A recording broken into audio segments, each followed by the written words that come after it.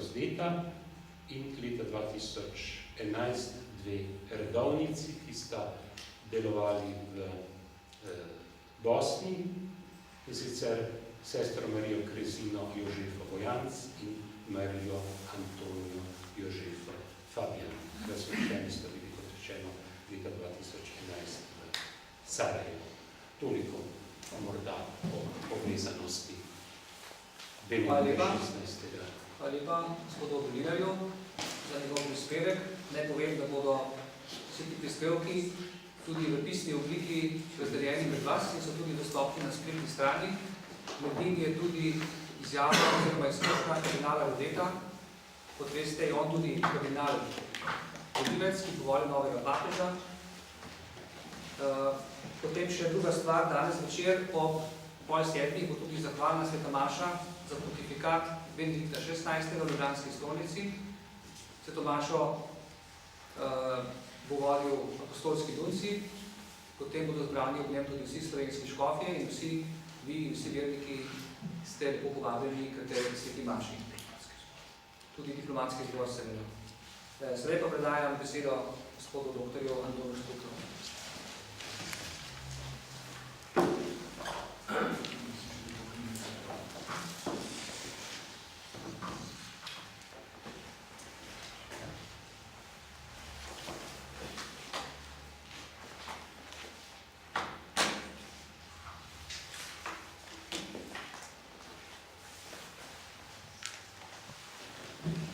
Lepo vas vse pozdravljam. Papež Benedikt bo morda v prihodnosti cerkveni učitelj. Želel bi nakratko predstaviti njegovo učenje in bom to kar prebral. Josef Ratzinger je med Slovence prišel že leta 1975 s svojim predgovorom k slovenski izdaji svoje knjige Uvod v krščanstvo. Leta 1991 je za knjigo profesorja Antona Strleta napisal posebno spremno besedo. Nato pa nas je kot papež vedno znova obiskoval s svojimi deli, svojimi nagovori, ki so dostopni v slovenskem prevodu. In vrhu tega vemo, da je zelo razločno bral slovensko pri raznih pozdravih romarjev ali pa za Veliko noč in za Božič. Kardinala Ratzingerja sem osebno spoznal pred 30 leti, točno, kako je gospod povedal tajnik. Sem tudi jaz enkrat tam maševal v Tevtoniku, potem smo pri Zajtrku skupaj in tako se je potem to srečavanje ob različnih priložnostih, simpozijih, kongresih nadaljevalo. Najintenzivneje pa sem bil z njim povezan v 5-letnem obdobju svojega sodelovanja v Mednarodni teološki komisiji, kateri je predsedoval kardinal Ratzinger kot prefekt Kongregacije za verski nauk in smo zasedali v tisti hiši Svete Marte, ker se bodo sedaj izbrali kardinali volivci. V ta namen je papež Janez Pavel II to hišo dal obnoviti, ker pa ni vsak dan konklave, so tam recimo tudi priložnosti za takšna delovna srečanja. Smo bili s kardinalom Ratzingerjem od jutra do večera skupaj, najprej pri maši, potem pri delu, tudi pri obedi in pa pri sproščenih pogovorih. Tam nas je njegov zgled govoril k temu, da bi tudi mi postali sodelavci za resnico, Cooperatores Veritatis, kakor je njegovo škofovsko in tudi papeško geslo. Koliko je mogoče, sem njegova dela z veseljem bral in tudi prevajal v slovenščino. Papež Benedikt je mojster besede. Kardinal Meissner je zanj izumil vzdevek, da je Mozart v teologiji. Izjemne darove razuma, duha in srca je z delovno disciplino posvetil Kristusovi cerkvi. Ljubezen do lepote in resnice ga pridružujete svetemu Augustinu in svetemu Bonaventuri, pri katerih se je navdihoval, ko je pisal disertacijo oziroma habilitacijsko delo. Je tukaj objavljeno habilitacijsko delo. Pastoralna modrost in gorečnost pa ga približujeta papežu Leonu samo dva papeža imata ta vzdevek veliki. Benedikt XVI velja za največjega misleca sedanjega časa. Odlikuje ga izredna humanistična, filozofska in teološka izobrazba. Natančno presoja misli in razlikuje pleve od zrna. Njegove analize, ocene so se pogosto potrdile do podrobnosti. Malo jih je, ki bolj boleče občutijo dramo cerkve, kakor modri mož preprostega rodu iz kmečke Bavarske. Ratzingerjeva teološka misel je zorela najprej v letih študija in ne to, ko je bil univerzitetni profesor na 5 nemških univerzah, hkrati koncilski teolog, soustanovitelj revije Komunijo, kardinalni prefekt Kongregacije za verski nauk. Glejte, seznam Ratzingerjevih del do izvolitve za papeže je zbran v tej knjigi, ki obsega 444 strani in so samo naslov in pa seveda tudi pripadajoči prevodi v 30 jezikov. Prvi pogled nam pove, da je napisal 135 knjig, potem pa 1375 razprav, člankov, zraven pa še nagovorov pridih in pa tudi člankov, gesel za leksikone še dodatno. To, kar je napisal do izvolitve za papeža, sedaj izhaja v posebni zbirki zbrani spisi, 16 knjig, od tega bodo nekatere dvojne, se pravi v 2 zvezkih. Tako bo v celoti nad 20 zajetnih knjig, vsaka ima 800-900 strani. S teologijo pa je seveda nadaljeval, kakor vemo, tudi po izvolitvi za papeža, saj je 3 knjige Jezus iz Nazareta objavil tudi s svojim civilnim imenom, Jezus iz Nazareta, in sicer Jozef Ratzinger, Benedikt XVI. Vse, kar je napisal in povedal v teh 8 letih, izhaja v vatikanski založbi v knjigi Insegnamenti Benedetto, kakor so že tudi za prejšnje papeže. Tudi vse, kar je povedal v slovenskem jeziku in pa okrožnice, nagovori, vse je tukaj izbrano v izvirnih jezikih. Glede, prav te dni bo pri družini išla knjiga papeževega brata Georga z naslovom Moj brat papež. Veste, da je njegov brat 2 let starejši, tudi duhovnik, velik glasbenik, je bil voditelj pevskega zbora, pevskih dečkov v Regensburgu, zdaj v starih letih nekoliko slabo vidi in seveda rad za dalj časa obiskuje svojega brata. Zdaj ima bo čas dopuščal, da bosta morda še več skupaj.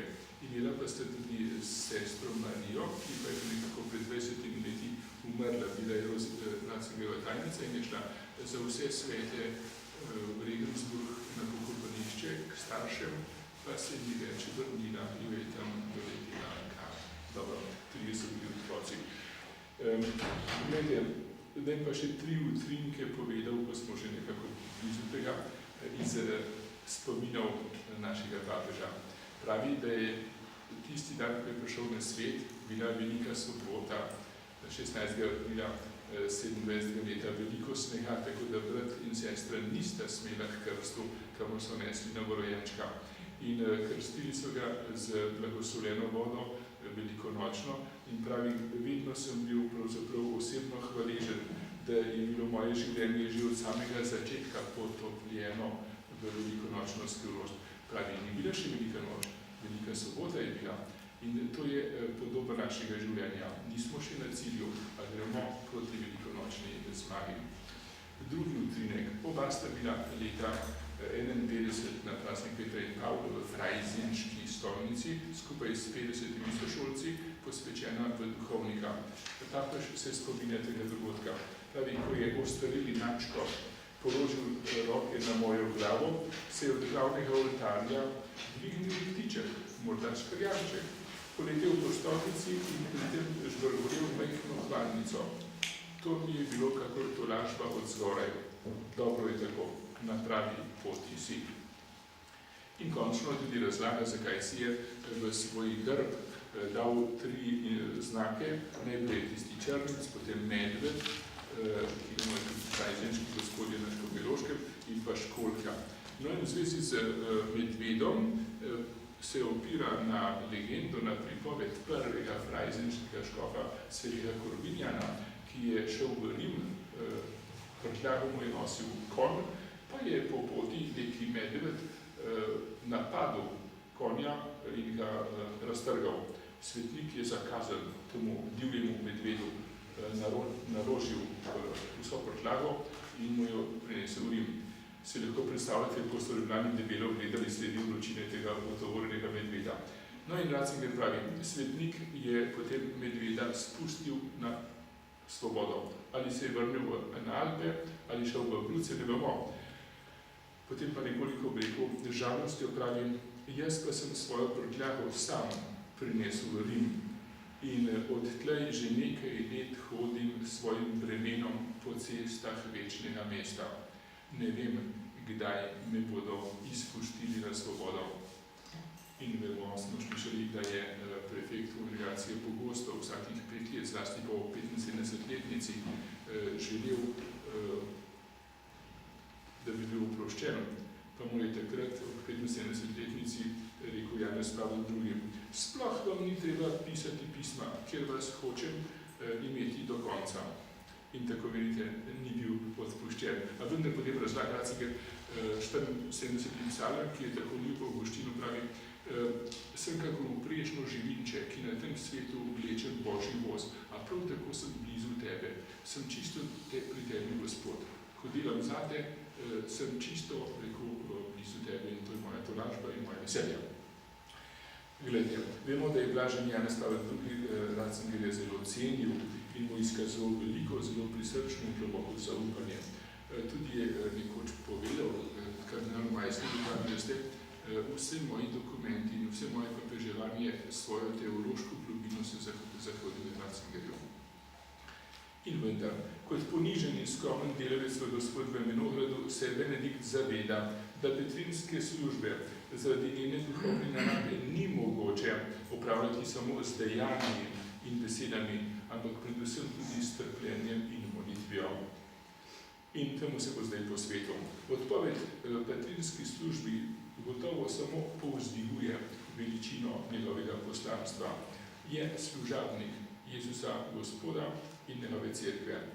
Je človek vere, upanja in ljubezni, blag in ljubezniv. Benediktus, blagoslovljen. Josef Ratzinger se uvršča med klasike katoliške teologije. Njegove knjige o Jezusu iz Nazareta polagajo nove temelje razlaganju svetega pisma. Glavno pravi pa je češčenje Boga. Zato je tudi hotel, da izmed njegovih izbranih spisov prva izide tiste, ki govori o bogoslužju. In na hrbtni strani te debele knjige je stavek, ki se glasi takole. V ravnanju z bogoslužjem se odloča usoda vere in cerkve. V letu vere ne smemo preslišati tega glasu. Se med nami živi prihodni cerkveni učitelj. Hvala lepa. Hvala lepa, gospod Tomaž Štukelj, za ta izjemen prispevek tudi o tipu in vlogi teološkem opusu Benedikta XVI. In kardinala Jozefa Ratzingerja. Ne povem še pri tej priložnosti,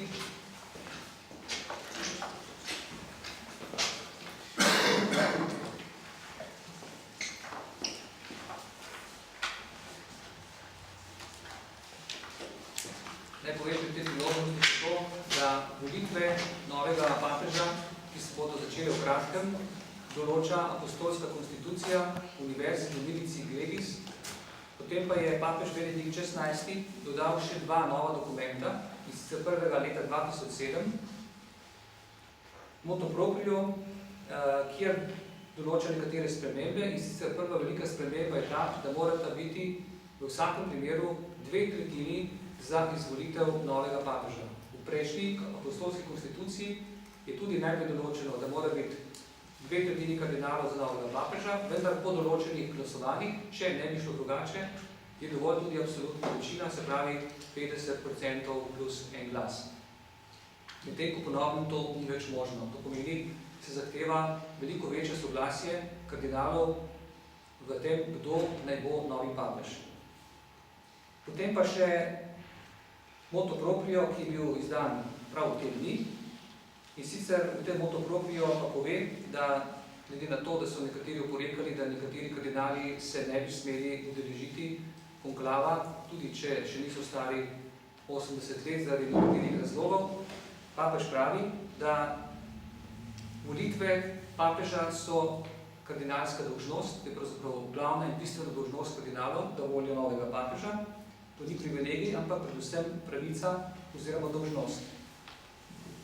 Seveda, če kdo overen iz resnih razlogov, se lahko tudi sam odpove temu konklavu, vendar nikjer ni omenjeno, da kdo ne bi smel pri tem sodelovati. Potem pa določa še nekatere druge manjše zadeve, kot je sodelovanje posameznih liturgičnih sodelavcev pri sami izvedbi glasovanja, s tem, da morajo vsi seveda zapriseči molčečnost, da nihče ne sme nič izdati v samem poteku dogajanja in da tudi pri samem glasovanju potem ne morajo biti navzoči. Toliko za uvod, oziroma kar smo si tukaj pripravili in vam želeli predstaviti. Sedaj pa smo na voljo še za kakšno vprašanje, ste v zvezi, če je seveda kdo, ki želi kaj vprašati.